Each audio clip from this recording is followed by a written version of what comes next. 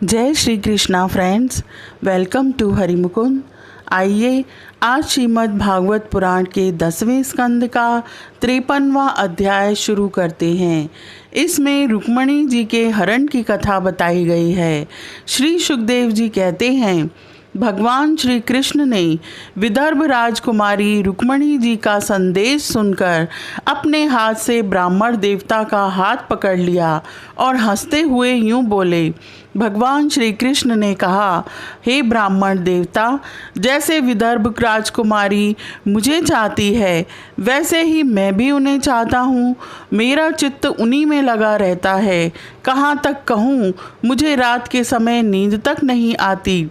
मैं जानता हूँ कि रुक्मणी ने द्वेषवश मेरा विवाह रोक दिया है, परंतु ब्राह्मण देवता आप देखिएगा, जैसे लकड़ियों को मतकर एक दूसरे से रगड़कर मनुष्य उनमें से आग निकाल लेता है, वैसे ही युद्ध में उन नामधारी क्षत्रिय कुल कलंकों को तहस नहस करके अपने से प्रेम करने वाली परम सुंदरी राजकुमारी को मैं निकाल लाऊंगा। श्री सुखदेव जी कहते हैं, मधुसूदन श्री कृष्ण ने यह जानकर कि रुक्मणी के विवाह की लग्न परसों रात्रि में ही है, सारथी को आज्ञा दी कि दारुक तनिक भी विलंब न करके रथ जोत लाओ। दारुक भगवान के रथ में शैव्य, सुग्रीव, मेघपुष्प और बलाहक नाम के 4 घोड़े जोत कर उसे ले आया और हाथ जोड़कर भगवान के सामने खड़ा हो गया। शूर नंदन श्री कृष्ण ब्राह्मण देवता को पहले रथ पर चढ़ाकर फिर आप भी सवार हुए और उन शीघ्रगामी घोड़ों के द्वारा एक ही रात में आनर्त देश से विदर्भ देश में जा पहुँचे। कुंडिन नरेश महाराज भीष्मक अपने बड़े लड़के रुक्मी के स्नेहवश अपनी कन्या शिशुपाल को देने के लिए विवाह उत्सव की तैयारी करा रहे थे। नगर के राजपथ, चौराहे तथा गली कूचे झाड़ बहार दिए गए थे। उन पर छिड़काव किया जा चुका था। चित्र विचित्र रंग बिरंगी छोटी बड़ी झंडियाँ और पताकाएं लगा दी गई थीं। तोरण बांध दिए गए थे। राजा भीष्मक ने पितर और देवताओं का विधि पूर्वक पूजन करके ब्राह्मणों को भोजन कराया और नियम अनुसार स्वस्ति वाचन भी। परम सुंदरी राजकुमारी रुक्मणी जी को स्नान कराया गया। उनके हाथों में मंगलसूत्र, कंकण पहनाए गए, कोहबर बनाया गया, 2 नए नए वस्त्र उन्हें पहनाए गए और वे उत्तम उत्तम आभूषणों से विभूषित की गईं। श्रेष्ठ ब्राह्मणों ने साम, रक और यजुर्वेद के मंत्रों से उनकी रक्षा की और अथर्ववेद के विद्वान पुरोहितों ने गृह शांति के लिए हवन किया। राजा भीष्मक कुल परंपरा और शास्त्रीय विधियों के बड़े जानकार थे। उन्होंने सोना, चांदी, वस्त्र, गुड़ मिले हुए तिल और गौएं ब्राह्मणों को दी।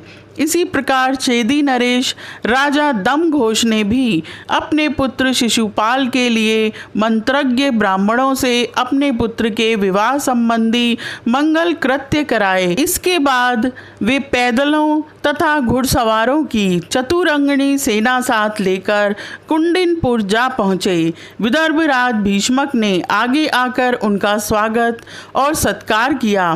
प्रथा के अनुसार पूजन अर्चन किया। इसके बाद उन लोगों को पहले से ही निश्चित किए हुए जनवासों में आनंद पूर्वक ठहरा दिया।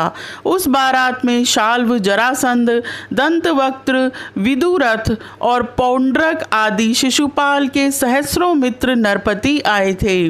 वे सब राजा श्री कृष्ण और बलराम जी के विरोधी थे और राजकुमारी रुक्मणी शिशुपाल को ही मिले इस विचार से आए थे। उन्होंने अपने अपने मन में यह पहले से ही निश्चय कर रखा था कि यदि श्री कृष्ण बलराम आदि यदुवंशियों के साथ आकर कन्या को हरने की चेष्टा करेगा तो हम सब मिलकर उससे लड़ेंगे। यही कारण था कि उन राजाओं ने अपनी अपनी पूरी सेना और रथ, घोड़े, हाथी आदि भी अपने साथ ले लिए थे। थे। विपक्षी राजाओं की इस तैयारी का पता भगवान बलराम जी को लग गया और जब उन्होंने यह सुना कि भैया श्री कृष्ण अकेले ही राजकुमारी का हरण करने के लिए चले गए हैं, तब उन्हें वहां लड़ाई झगड़े की बड़ी आशंका हुई। यद्यपि वे श्री कृष्ण का बल विक्रम जानते थे, फिर भी भातृ स्नेह से उनका हृदय भर आया। वे तुरंत ही हाथी, घोड़े, रथ और पैदलों की बड़ी भारी चतुरंगिणी सेना साथ लेकर कुंडिनपुर के लिए चल पड़े। इधर परम सुंदरी रुक्मणी जी भगवान श्री कृष्ण के शुभ आगमन की प्रतीक्षा कर रही थीं। उन्होंने देखा श्री कृष्ण की तो कौन कहे, अभी ब्राह्मण देवता भी नहीं लौटे, तो वे बड़ी चिंता में पड़ गईं। सोचने लगीं, अरे अब मुझ अभागिन के विवाह में केवल एक रात की देरी है, परंतु मेरे जीवन सर्वस्व कमल नयन भगवान अब भी नहीं पधारे। इसका क्या कारण हो सकता है, कुछ निश्चय नहीं मालूम पड़ता। यही नहीं, मेरे संदेश ले जाने वाले ब्राह्मण देवता भी तो अभी तक नहीं लौटे। इसमें संदेह नहीं कि भगवान श्री कृष्ण का स्वरूप परम शुद्ध है और विशुद्ध पुरुष ही उनसे प्रेम कर सकते हैं। उन्होंने मुझ में कुछ न कुछ बुराई देखी होगी, तभी तो मेरे हाथ पकड़ने के लिए, मुझे स्वीकार करने के लिए उद्यत होकर वे यहाँ नहीं पधार रहे हैं। ठीक है, मेरे भाग्य ही मंद हैं। विधाता और भगवान शंकर भी मेरे अनुकूल नहीं जान पड़ते। ये भी संभव है कि रुद्र पत्नी गिरिराज कुमारी सती पार्वती जी मुझसे अप्रसन्न हो। रुक्मणी जी इसी उधेड़बुन में पड़ी हुई थीं। उनका संपूर्ण मन और उनके सारे मनोभाव भक्त मनचोर भगवान ने चुरा लिए थे। उन्होंने उन्हीं को सोचते सोचते अभी समय है ऐसा समझकर अपने आंसू भरे नेत्र बंद कर लिए। इस प्रकार रुक्मणी जी भगवान श्री कृष्ण के शुभागमन की प्रतीक्षा कर रही थी। उसी समय उनकी बाईं जांघ, भुजा और नेत्र फड़कने लगे, जो प्रियतम के आगमन का प्रिय संवाद सूचित कर रहे थे। इतने में ही भगवान श्री कृष्ण के भेजे हुए वे ब्राह्मण देवता आ गए और उन्होंने अंतःपुर में राजकुमारी रुक्मणी को इस प्रकार देखा मानो कोई ध्यान मग्न देवी हो। सती रुक्मणी जी ने देखा ब्राह्मण देवता का मुख प्रफुल्लित है, उनके मन और चेहरे पर किसी प्रकार की घबराहट नहीं है। वे उन्हें देखकर लक्षणों से ही समझ गईं कि भगवान श्री कृष्ण आ गए। फिर प्रसन्नता से खिलकर उन्होंने ब्राह्मण देवता से पूछा। तब ब्राह्मण देवता ने निवेदन किया कि भगवान श्री कृष्ण यहाँ पधार गए हैं और उनकी भूरी भूरी प्रशंसा की। यह भी बतलाया कि राजकुमारी जी आपको ले जाने की उन्होंने सत्य प्रतिज्ञा की है। भगवान के शुभ आगमन का समाचार सुनकर रुक्मणी जी का हृदय आनंद अतिरेक से भर गया।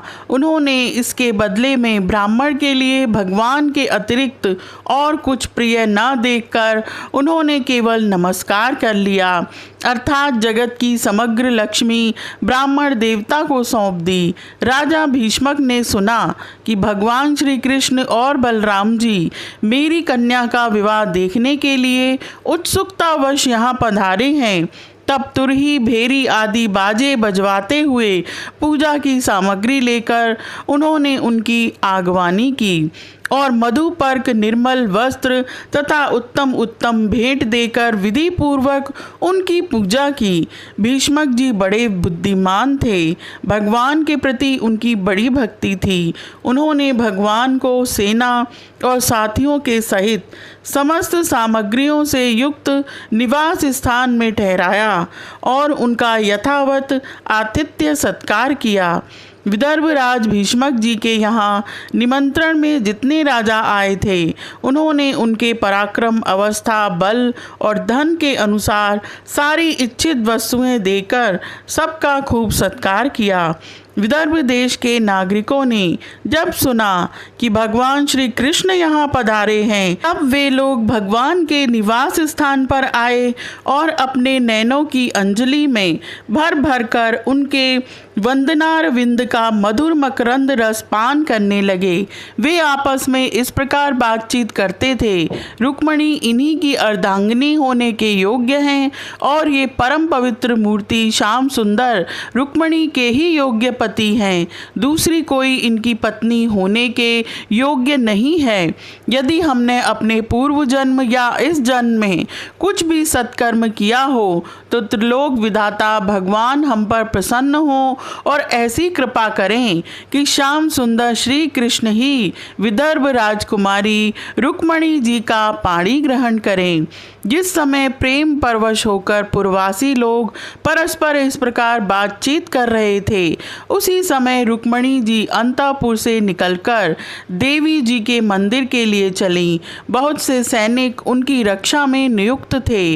वे प्रेम मूर्ति श्री कृष्णचंद्र के चरण कमलों का चिंतन करती हुई भगवती भवानी के पाद पल्लवों का दर्शन करने के लिए पैदल ही चलीं। वे स्वयं मौन थीं और माताएं तथा सखी सहेलियां सब ओर से उन्हें घेरे हुई थीं। शूरवीर राज सैनिक हाथों में अस्त्र शस्त्र उठाए कवच पहने उनकी रक्षा कर रहे थे।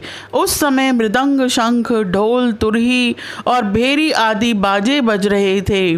बहुत सी ब्राह्मण पत्नियां पुष्पमाला, चंदन आदि सुगंध द्रव्य और गहने कपड़ों से सज धज कर साथ साथ चल रही थीं और अनेकों प्रकार के उपहार तथा पूजन आदि की सामग्री लेकर सहस्रों श्रेष्ठ वारांगनाएं भी साथ थीं।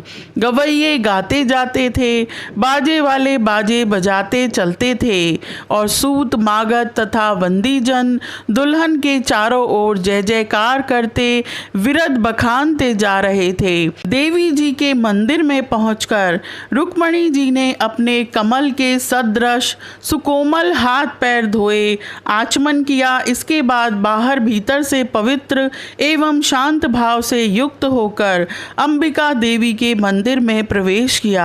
बहुत सी विधि विधान जानने वाली बड़ी बूढ़ी ब्राह्मणियां उनके साथ थीं। उन्होंने भगवान शंकर की अर्धांगिनी भवानी को और भगवान शंकर जी को भी रुक्मणी जी से प्रणाम करवाया। रुक्मणी जी ने भगवती से प्रार्थना की, अंबिका माता, आपकी गोद में बैठे हुए आपके प्रिय पुत्र गणेश जी को तथा आपको मैं बारंबार नमस्कार करती हूँ। आप ऐसा आशीर्वाद दीजिए कि मेरी अभिलाषा पूर्ण हो। भगवान श्री कृष्ण ही मेरे पति हों। इसके बाद रुक्मणी जी ने जल, गंध, अक्षत, धूप, वस्त्र, पुष्पमाला, हार, आभूषण, अनेकों प्रकार के नैवेद्य, भेंट और आरती आदि सामग्रियों से अंबिका देवी की पूजा की। तदंतर उक्त सामग्रियों से तथा नमक, पुआ, पान, कंठ सूत्र, फल और ईख से सुहागिन ब्राह्मणियों की भी पूजा की। तब ब्राह्मणियों ने उन्हें प्रसाद देकर आशीर्वाद दिए और दुल्हन ने ब्राह्मणियों और माता अंबिका को नमस्कार करके प्रसाद ग्रहण किया। पूजा अर्चना की विधि समाप्त हो जाने पर उन्होंने मौन व्रत तोड़ दिया और रत्न जटित अंगूठी से जगमगाते हुए कर कमल के द्वारा एक सहेली का हाथ पकड़कर वे गिरजा मंदिर से बाहर निकली। रुक्मणी जी भगवान की माया के समान ही बड़े बड़े धीर वीरों को भी मोहित कर लेने वाली थीं। रुक्मणी जी इस प्रकार इस उत्सव यात्रा के बहाने मंद मंद गति से चलकर भगवान श्री कृष्ण पर अपना राशि राशि सौंदर्य निछावर कर रही थीं। उन्हें देखकर और उनकी खुली मुस्कान तथा लजीली चितवन पर अपना चित्त लुटाकर वे बड़े बड़े नरपति एवं वीर इतने मोहित और बेहोश हो गए कि उनके हाथों से अस्त्र शस्त्र छूटकर गिर पड़े और वे स्वयं भी रथ, हाथी तथा घोड़ों से धरती पर आ गिरे। इस प्रकार रुक्मणी जी भगवान श्री कृष्ण के शुभागमन की प्रतीक्षा करती हुई अपने कमल की कली के समान सुकुमार चरणों को बहुत ही धीरे धीरे आगे बढ़ा रही थी। उसी समय उन्हें श्याम सुंदर भगवान श्री कृष्ण के दर्शन हुए। राजकुमारी रुक्मणी जी रथ पर चढ़ना ही चाहती थीं कि भगवान श्री कृष्ण ने समस्त शत्रुओं के देखते देखते उनकी भीड़ में से रुक्मणी रुक्मणी जी को उठा लिया और उन सैकड़ों राजाओं के सिर पर पांव रखकर उन्हें अपने उस रथ पर बैठा लिया जिसकी ध्वजा पर गरुड़ का चिन्ह लगा हुआ था। इसके बाद जैसे सिंह सियारों के बीच में से अपना भाग ले जाए, वैसे ही रुक्मणी जी को लेकर भगवान श्री कृष्ण बलराम जी आदि यदुवंशियों के साथ वहां से चल पड़े। उस समय जरासंध के वशवर्ती अभिमानी राजाओं को अपना यह बड़ा भारी तिरस्कार और यश कीर्ति का नाश सहन न हुआ। वे सब के सब चिढ़कर कहने लगे, अरे हमें धिक्कार है, आज हम लोग धनुष धारण करके खड़े ही रहे और ये ग्वाले जैसे सिंह के भाग को हिरन ले जाए, उसी प्रकार हमारा सारा यश छीन कर ले गए। यह अध्याय यहीं समाप्त होता है। आज के लिए इतना ही। Please like, share and subscribe my channel. Thank you.